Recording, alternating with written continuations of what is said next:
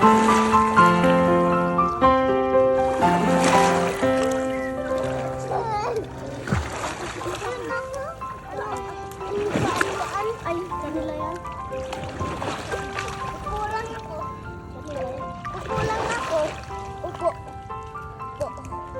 guys, look! The ship. Ship does World War II.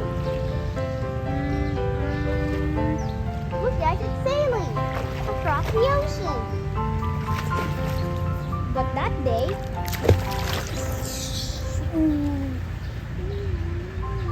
well, since the propeller is there, it sucked up all the lifeboats and it got destroyed. Then a funnel fell off. Then finally, ooh, it sunk. But guys, look. Since I raised it up, it's really broken. And now they're gonna fix it in the water. Like this. And now it's all fixed. We can sail again. Hooray! Look. Let's go. Look guys, it's about to make it to the dock. Right here guys. Then